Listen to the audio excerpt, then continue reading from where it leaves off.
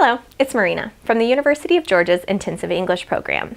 Today I want to talk about one of the more difficult question types that you can see on the IELTS and TOEFL, and this is the open-ended question.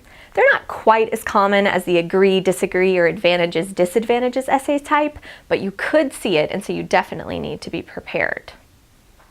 Because these questions don't have a typical format and they could really be on any different topic, I can't really share exactly what it would look like for you. But usually on the IELTS, how they're formed is there may be one statement and then two or more follow-up questions. So here's an example prompt, but keep in mind it could really be on any topic. Here's the example.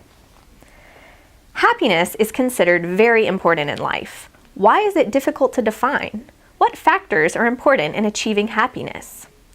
Or it may be written in a question form asking you to explain a problem and come up with a solution.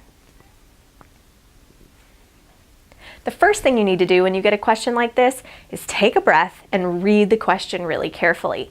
Figure out exactly what it's asking you to do. How many sub-questions do you need to answer? Do you need to come up with a cause as well as a solution to a problem? What is it exactly asking you? Then, like I recommend on all question types, you should spend some time outlining your answer. You don't have a whole lot of time to do this. 3 minutes is about the max that you should spend, whether you're taking the IELTS or the TOEFL. But go ahead and figure out what you're going to answer. How are you going to answer the question? What are some examples and some reasons that you're going to use within your body paragraphs? Once you have that figured out, your essay will be much easier to write. So after you do that, you're ready to write your introduction. Just like in all the questions, your introduction needs to restate the question prompt. So your first sentence is going to be restating the question statement. But make sure you do this in your own words. Use synonyms and rewrite the sentence in a different order than it was originally put in. After that, your second sentence is going to be summarizing the questions that are asked of you in the prompt. You can make this one sentence or you could keep it as two. It's up to you. So let's look at side by side the original prompt and how I would write my introduction. The quest for happiness is something people all over the world work towards. However, how we determine what constitutes happiness and what specific components are needed to be happy are a matter of debate. And that's the end of your introduction. So for questions that have multiple sub-questions, you need to address each question in its own individual paragraph. So for our question prompt, you would talk about in your body paragraph 1, why happiness is difficult to define. And then in your body paragraph 2, you would focus on what specific factors are necessary to achieve happiness. Don't mix the questions together. Give each one their own paragraph.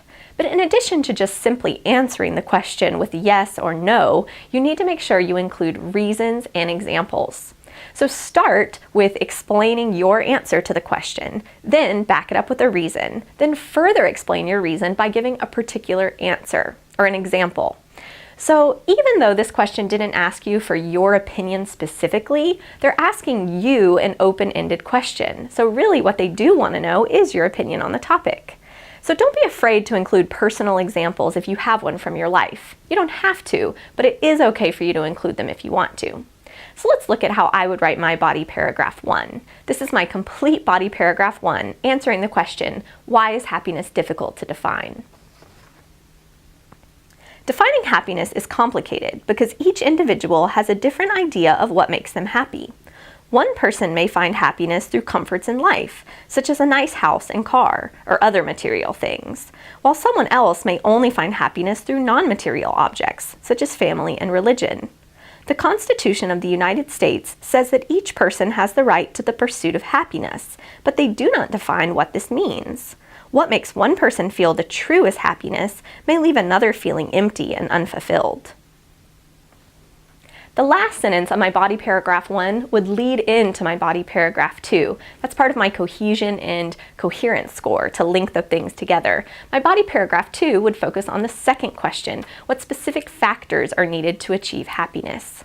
So just keep in mind that on the TOEFL you need between 300 and 350 words, and on the IELTS between 250 and 280. So on the TOEFL you may need to include a couple more reasons and examples than you do if you're writing the IELTS.